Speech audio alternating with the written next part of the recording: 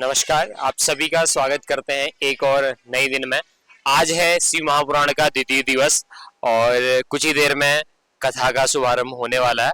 हमारी एक छोटी सी कोशिश है कि इस अद्भुत कथा को आप तक पहुंचाएं, क्योंकि ये कथा जो है कि वो कई सालों के बाद शिव महापुराण यहाँ पर हो रहा है श्री तप्तकुंड महादेव के मंदिर में, जिसे आप तप्तेश्वर के नाम से भी जानते हैं बहुत सारे लोग। तो हमारी एक छोटी सी कोशिश है कि इस कथा को हम अपने छोटे से कैमरे में कैद करके हमने चैनल के माध्यम से लोगों तक प्रसारित करें। तो ये हमारे द्वारा एक छोटी सी कोशिश हो रही है कि इस महाकथा को, महापुराण को, जो कि श्री तप्तकुंड महादेव के प्रांगण में हो रही है, इसको रिकॉर्ड करके आप सभी तक पहुंचाने की हमारी एक छोटी सी कोशिश है। तो हमारी इस छोटी सी कोशिश में हमारा साथ दीजिए और कथा को जो लोग सुनना चाहते हैं वो हमारे चैनल को सब्सक्राइब कर दें। और ये कथा अगले 9 दिनों तक चलती रहेगी, ये कथा अगले 8 दिनों तक और चलेगी। तो हमारी ये कोशिश है कि अगले 8 दिनों तक हम लगातार इस कथा को हम रिकॉर्ड करेंगे और आप तक पहुंचाएंगे। तो जो भी लोग ये कथा सुनना चाहते हैं, पुण्य को अर्जित करना चाहते हैं, हमारे चैनल के माध्यम से इसको सुन सकते हैं। और जैसा कि आप सभी को पता है कि हमारी एक छोटी सी दुकान है, तो हमारा पैसा जो है वो दुकानदारी का है। जो भी हमें रिकॉर्ड कर पा रहे हैं उसके लिए हमारे छोटे भाई यहाँ पर श्री सोनू कुमल्टा जी उस टाइम तक दुकान संभाल रहे 3 से 4 घंटे, तभी हम उस जगह पर जाके इस कथा को रिकॉर्ड कर पा रहे हैं।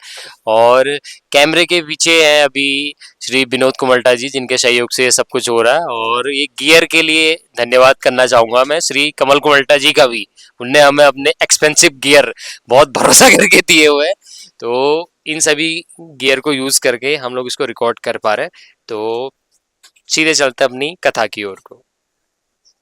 सोनू कुमल्टा जी, धन्यवाद आपका बहुत बहुत। बहुत बहुत धन्यवाद आपको मुझे यहाँ बैठाने के लिए। नहीं, बहुत बहुत धन्यवाद। अगर ये नहीं होते तो शायद हम ये इतना, मैं कहूँगा कि बहुत बड़ा काम ये हो रहा है तो इसको कर नहीं पाते। निभाना बहुत बड़ी चीज है। तो धन्यवाद, सच में दिल से धन्यवाद। हो गया तो इसलिए वह त्रिपुरारी जो स्वयं कामारी हैं, भक्तों के विनोद के लिए अनेक प्रकार के चरित्र करते हैं। उन चरित्रों का गान यदि हम शिव महापुराण की कथा के अंदर, वो भी विशेषतः तपोभूमि में कर देते हैं, तो हमारा यह जन्म तो सफल हो गया। उम्मीद है कि इसके अगले वाला जन्म भी पूर्ण रूप से सफल ही होगा, कृति ही होगा, धन्य ही होगा। तो इस संदर्भ में अगर आप भगवान शंकर की अग्नि स्तुति सुनेंगे तो आपका भाव कुछ और होगा, और वो इस तरह से होगा।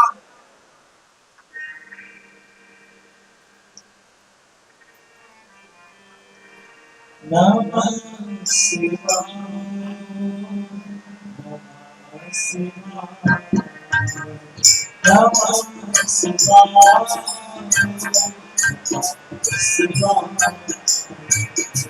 नमः शिवाय, नमः शिवाय,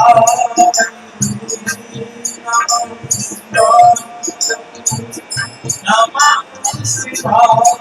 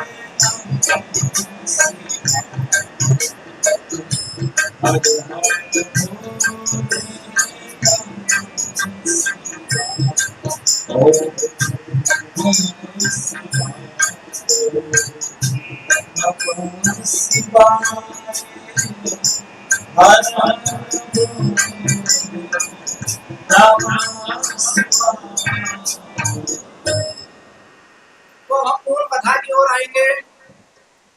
हमने आपको ये सुनाने का प्रयास किया था कि ब्रह्मा जी के चित्त में अभिमान हो गया, वो स्वयं को सृष्टिकर्ता समझने लगे और इस अहंकार को लेकर के वो भगवान विष्णु के वैष्णव लोक को चले गए। अब वो वैष्णव लोक कैसा होगा जहाँ वो गए होंगे। तो इस संदर्भ में भगवान कृष्ण के उपदेशों को सुनते सुनते अर्जुन के चित्त में भी भाव आया कि भगवान आपका लोक है कैसा, आखिर बनाया किसने इसको, और ये है कहाँ। आज तक कितने लोगों ने इसका दर्शन किया या साक्षात्कार किया, इस संदर्भ में आप अगर मुझे इंगित करेंगे तो मेरे चित्त का भ्रम दूर हो जाएगा। क्योंकि जासु कृपा सब भ्रम मिट जाई, गिरिजा सोई कृपा रघुराई। जिनके तत्व को जानने से साधक के चित्त का सारा भ्रम टूट जाता है, हट जाता है। उस परब्रह्म परमात्मा गौरी शंकर के तत्व को तो भाग्यशाली लोग ही जानने का प्रयास करते हैं और सबका भाव नहीं होता। मैंने बताया ना कि धृतराष्ट्र भी भगवान कृष्ण के उस मंगलमय स्वरूप को देख लेते तो शायद महाभारत का युद्ध नहीं होता। कृष्ण के दर्शन से उनके पाप कट जाते। अगर वो ना समझते तो वेद व्यास जी उनको समझा देते। जिनको वेद व्यास जी जैसा गुरु मिल जाए तो फिर नमोस्तुते व्यास विशाल बुद्धे फुल्लारविंदं यद पत्र नेता एनत्वया भारत तैल पूर्णं प्रज्वालितो ज्ञानमय प्रदीपः। वह महर्षि पाराशर के पुत्र धन्य है वेद व्यास जी, जिन्होंने आध्यात्मिक जगत में एक ऐसा दिया जलाया जिसकी लौ अनगिनत, जब तक पृथ्वी और सूर्य चंद्रमा रहेंगे तब तक रहेगी। तो वेद व्यास जी क्या नहीं कर सकते थे। तो उनके भाग्य में वो लिखा नहीं था। उन्होंने कहा मैं दिव्य दृष्टि दे देता हूँ आपको, आप देख लेंगे। भगवान को देखने के लिए दिव्य चक्षु चाहिए होते हैं। इसलिए श्रीमद् भागवत गीता का 11वां अध्याय विष्णु दर्शन जो है वो दिखाया था अर्जुन ने, अर्जुन को भगवान ने। वो विराट रूप का दर्शन कैसा है, अरे वो विराट रूप आपका भी है, हमारा भी है, हम सब का है। उस विराट रूप को जानने की आवश्यकता है। कैसे है वो विराट स्वरूप। आपका कोई काम हो गया, प्रसन्न चित्त हो गए तो आप खिलखिला के हंसते हैं। वो हंसी अंदर ही रखी है कहीं किसी डिब्बे में, तभी तो आती होगी। अगर बाहर होती तो खरीदना पड़ता, फिर वैसी हंसी नहीं आती। अगर कोई मंगलमय कार्य हो गया तो प्रेम के आंसू आते हैं। वो अलग प्रकार के होते हैं, आपके आते हैं, हमारे आते हैं, हम सबके आते हैं। और इसी तरह भगवान की पूजा में जाते हैं तो शतोगुण बढ़ जाता है, भगवान की याद आती है। अगर शादी ब्याह समारोह में जाएंगे तो रजोगुण आ जाएगा, और उसे मेरे कपड़े अच्छे हो, मेरी व्यवस्था अच्छी हो, मैं सुंदर दिखूं, वो रजोगुण बढ़ गया उस समय। अभी क्या बढ़ा है, शतोगुण बढ़ा है। भगवान शंकर के दरबार में आ गए तो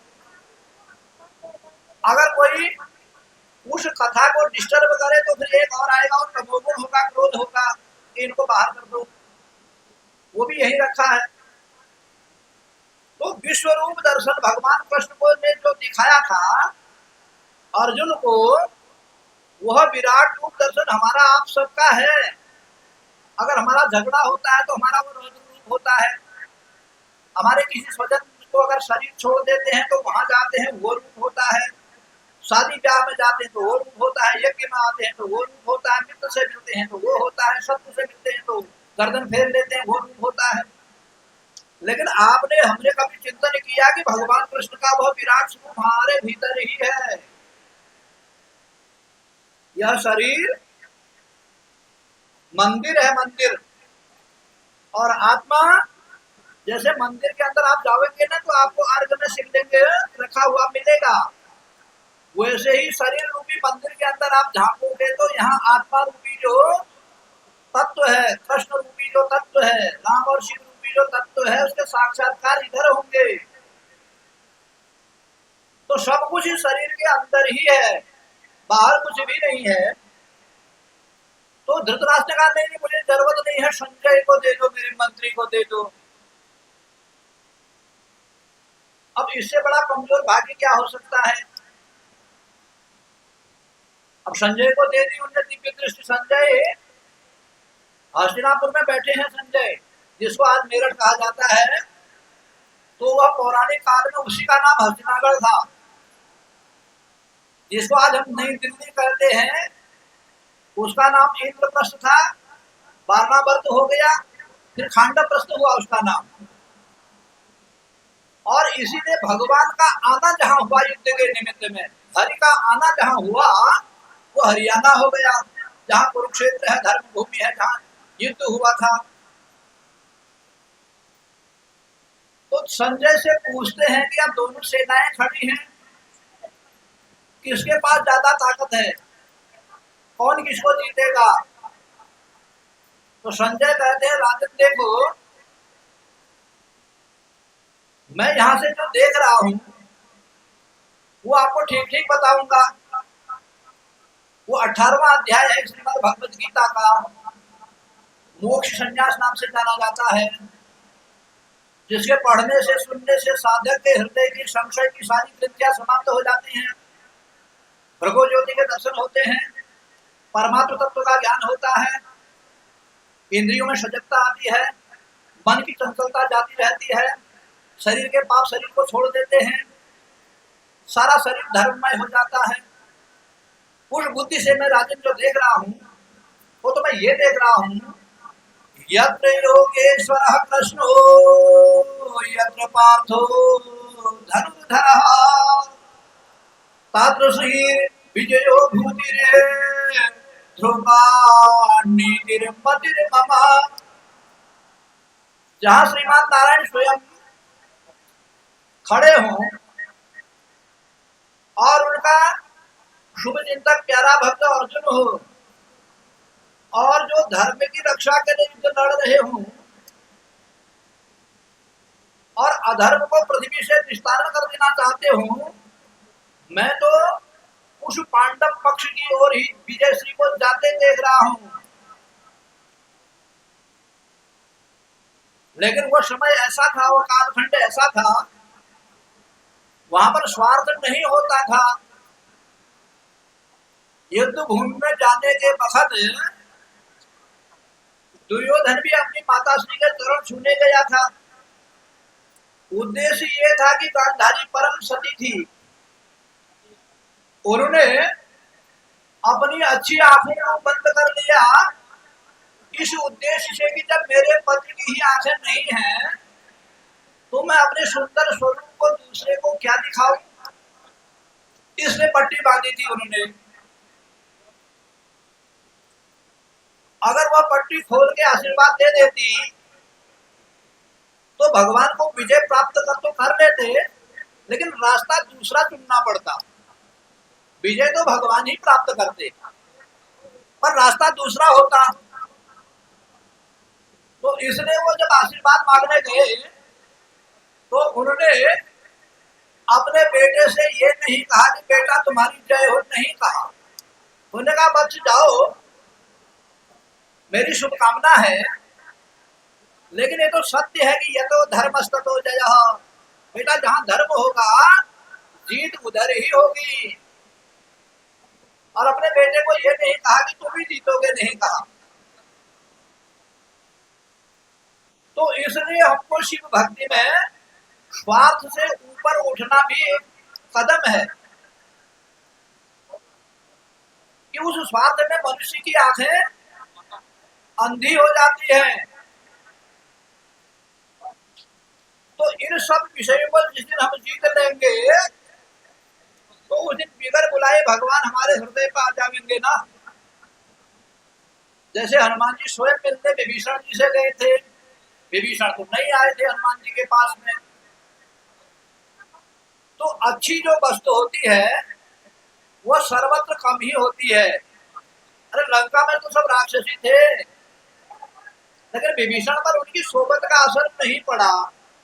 इसलिए ज्ञानी व्यक्ति वह होता है जो व्यभिचारियों के समाज में भी व्यभिचारी न बने, अज्ञानियों के समाज में अज्ञानी न बने, नशेड़ियों के समाज में नशेड़ी न बने, अपने को अलग रख लेवे, सोबत सबसे करे। लेकिन जैसे हंस पक्षी एक कटोरे में दूध और पानी मिला के रख देवेंगे तो दूध को पी लेगा और वहीं पर पानी छोड़ देगा, जबकि हमने मिला के रखा उसको। इस वृत्ति को ज्ञानी जनों ने हंस की वृत्ति कहा। और भगवान का भक्त तो ये चाहता है ना, अगर आप महाभारत काल और रामायण काल की ही परीक्षा ले लेंगे, कथाएं तो असंख्य आएंगी, वो दूसरा विषय है। पर प्रश्न ये है कि महाभारत काल में एक अंतर था।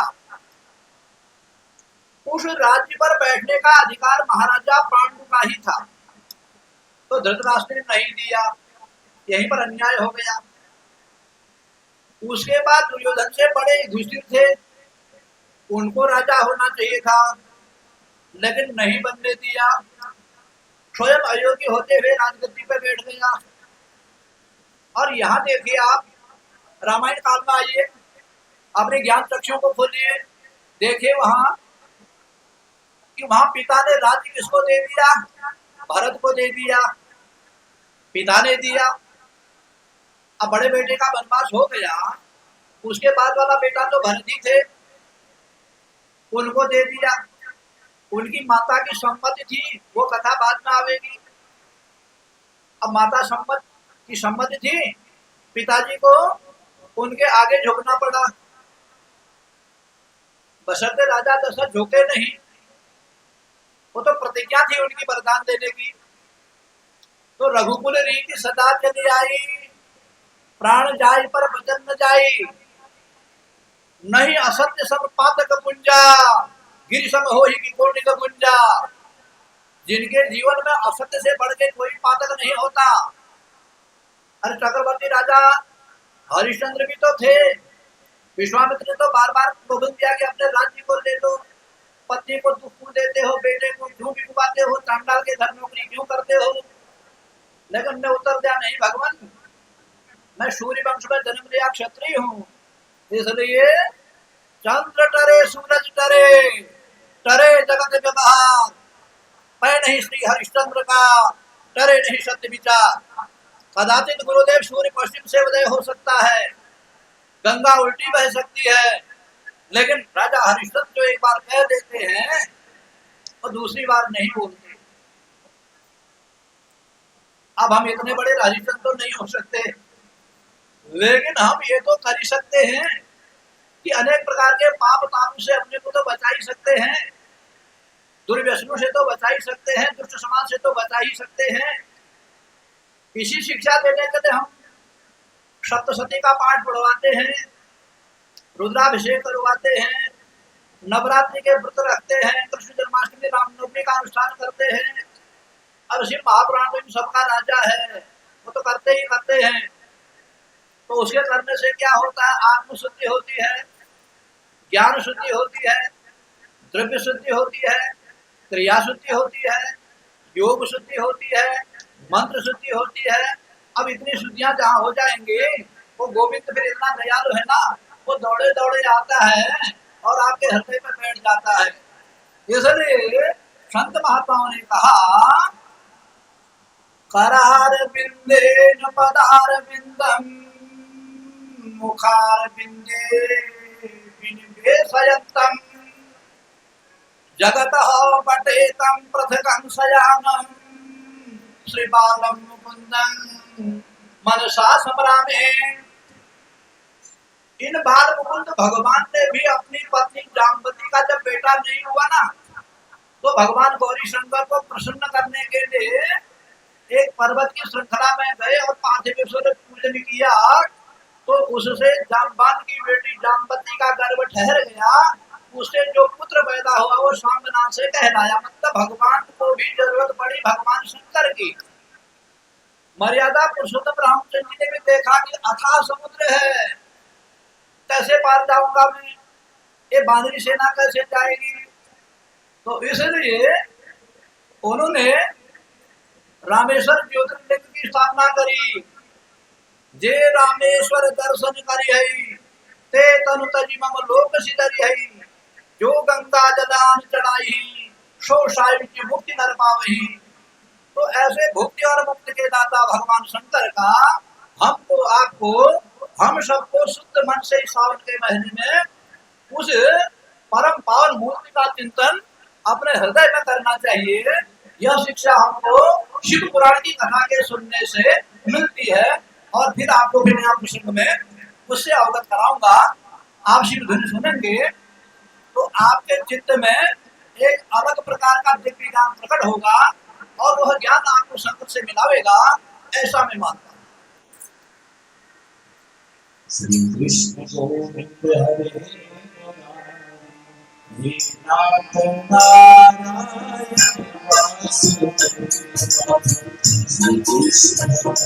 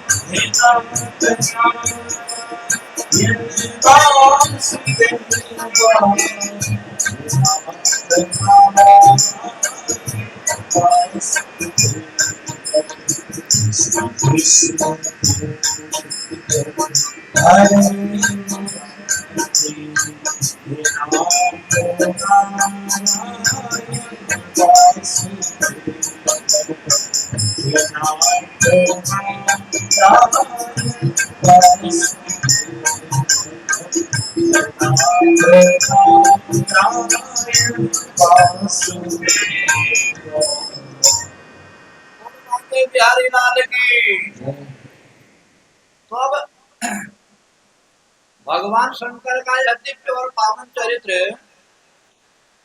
जो हमने आपको समझाने का प्रयास किया, तो मूल विषय से हम विषयांतर की ओर गए और वह विषयांतर इस कथा का मूलभूत अंग भी है, इसलिए गए। तो अब भगवान ब्रह्मा को अभिमान था, विष्णु भगवान ने उनको प्रणाम नहीं करा, तो स्थिति ऐसी आई कि दोनों में लोमहर्षण युद्ध हो गया कि तुम बड़े या मैं बड़ा। अब जब देवताओं को भी वो शिव की माया ऐसे मोहित कर देती है, ब्रह्मा जब अपने यथार्थ स्वरूप को भूल करके ये कहने लगे कि मैं बड़ा हूं और भगवान विष्णु कहने लगे कि मैं बड़ा हूं, तो ब्रह्मा ने विष्णु भगवान से पूछा कि तुम क्यों बड़े हो।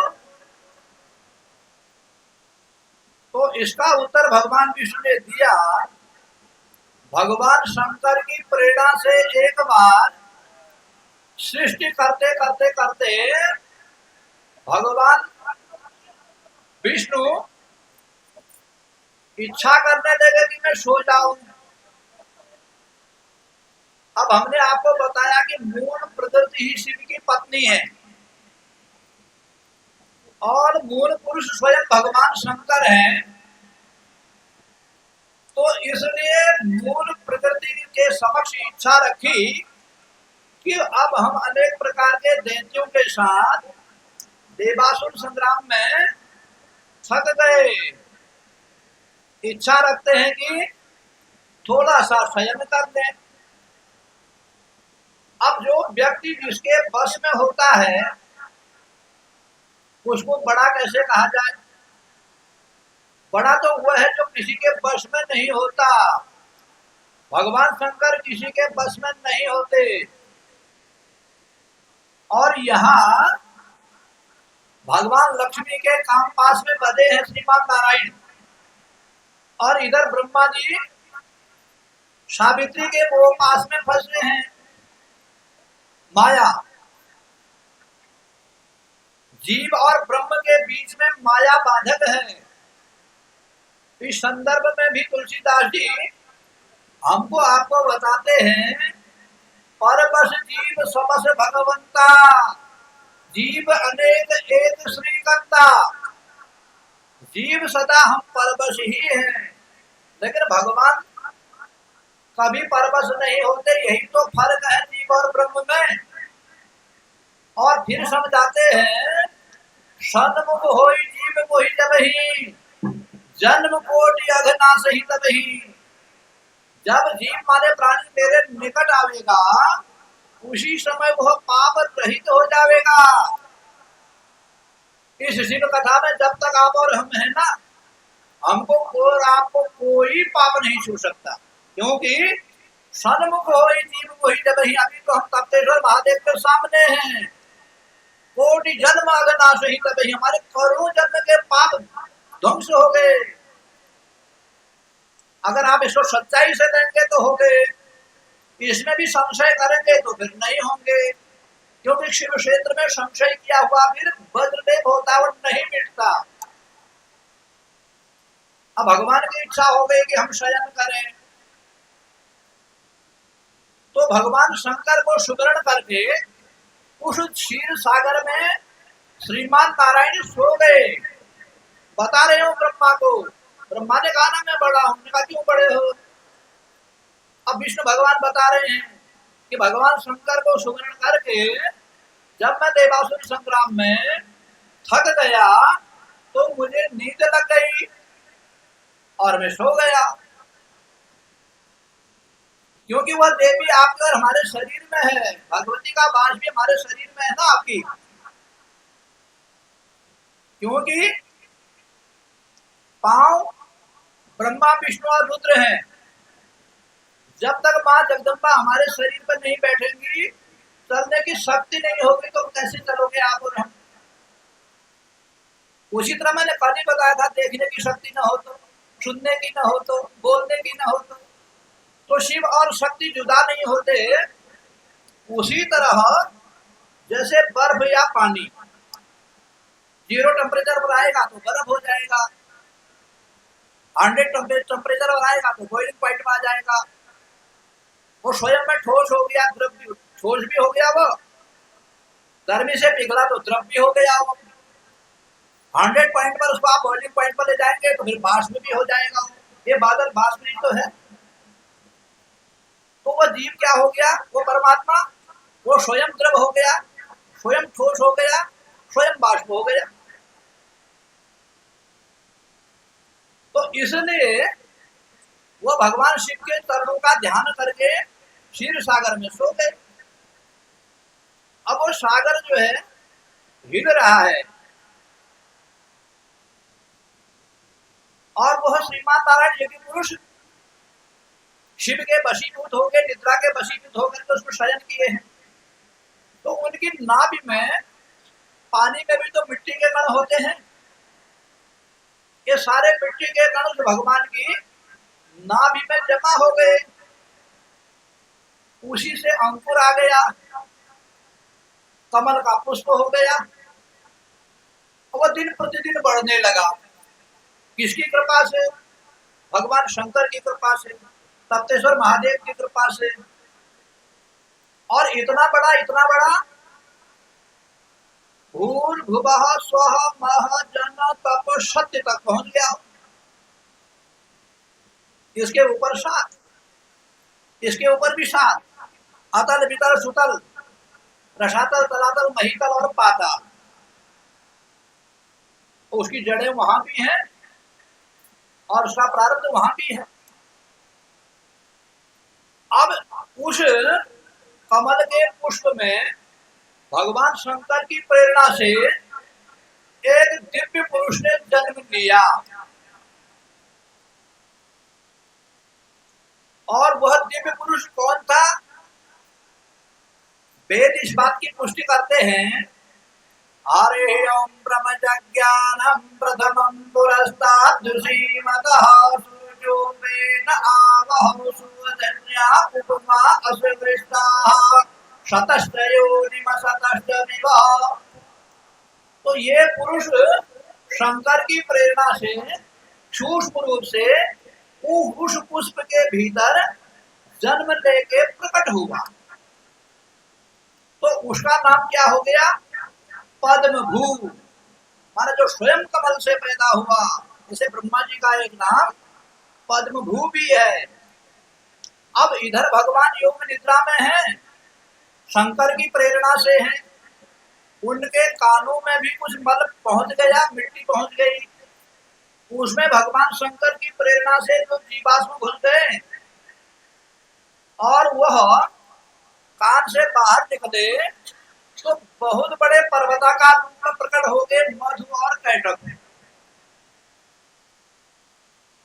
अब यजमान जब अपने घर में पाठ करते हैं ना, वो एक छोटा सा वर्ण का संकल्प करा के अपने खेत पर चले जाते हैं, अनुमान लगाते हैं कि पाठ हो गया होगा, पंडित जी के भोजन की व्यवस्था करेंगे, आ भी जाते हैं, भोजन करवाते हैं, यज्ञ की सारी सामग्री दान में देते हैं, और उस पाठ के सुनने से वंचित रह जाते हैं।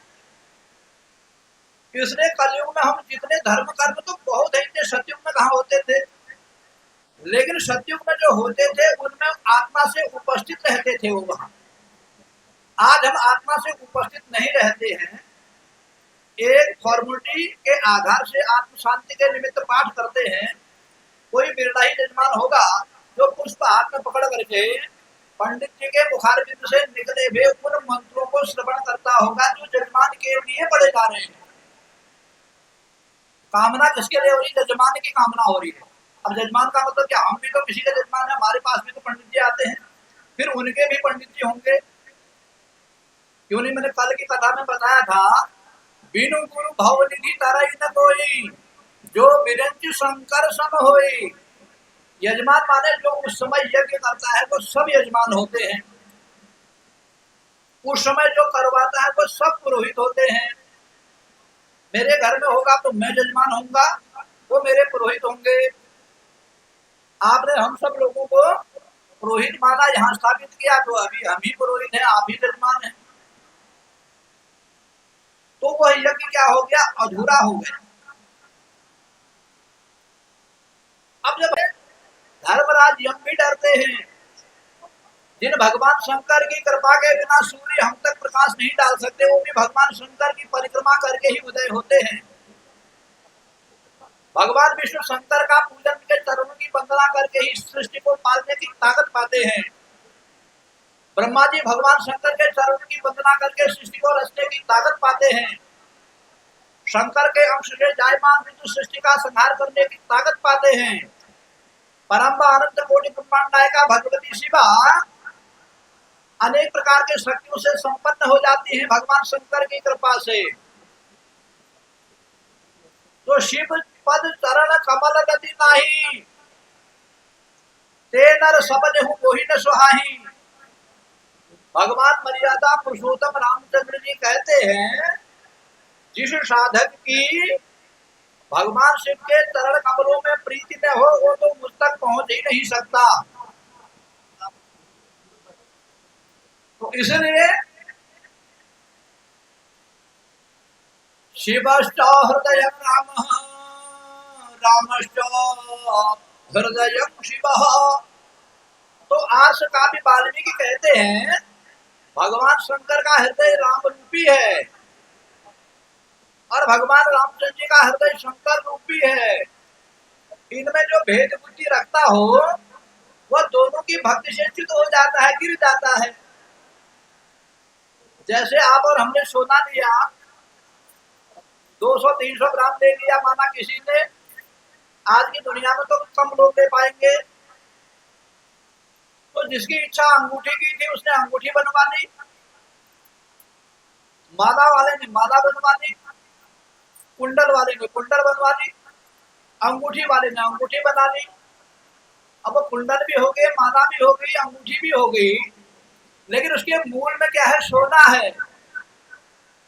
उसी तरह वो राम भी हो गए, वो कृष्ण भी हो गए, वो ब्रह्मा विष्णु भी हो गए, लेकिन मूल में वह शिव ही है।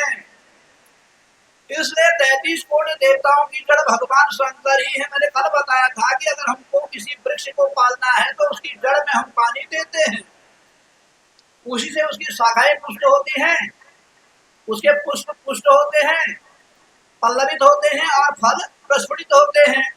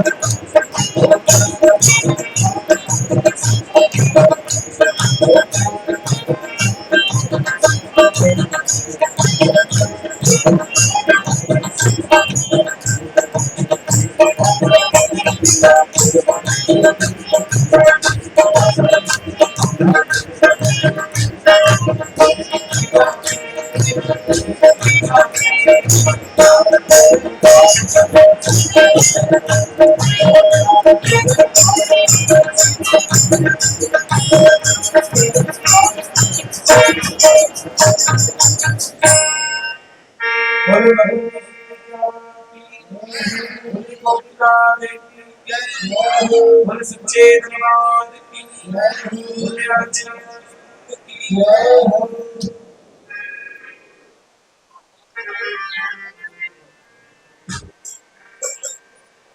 ये तो खाली हमें नचा रखा है, सारी जनता को नचाना है।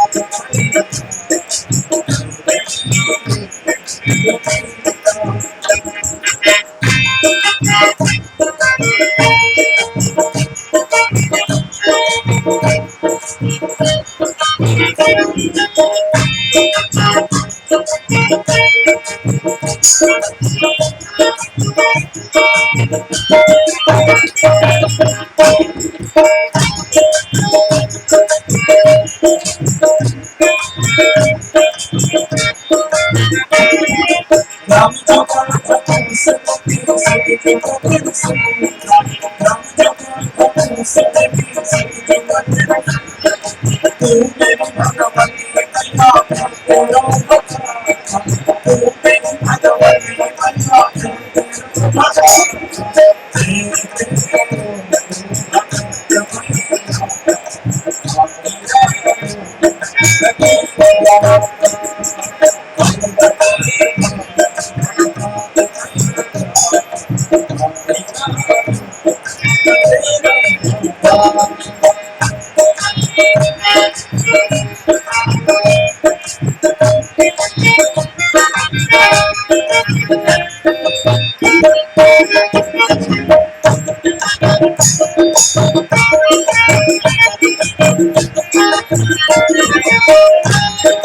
हर हर आज प्रिया जपा हर हर जपा जपा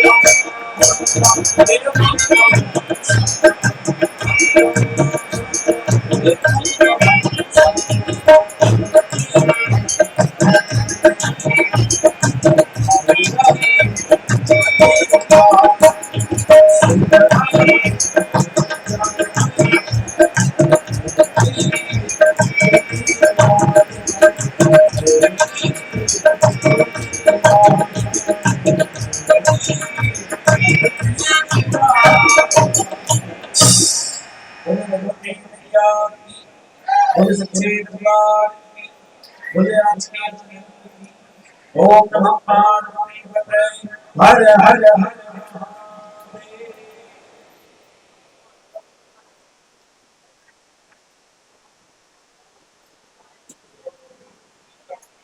पार्वती गौरा नाचने लगे डमा डमा डमरू बाजन लगे डमा डमा डमरू बाजन बाजन गे माता पार्वती गौरा नाचन गे माता पार्वती गौरा नाचन गे भोले के जटा में गंगा विराजे भोले के जटा में गंगा विराजे धीरे धीरे गंगा बहन लागे धीरे धीरे गंगा बहन लागे माता पार्वती गौरा नाचन लगे माता पार्वती गौरा नाचन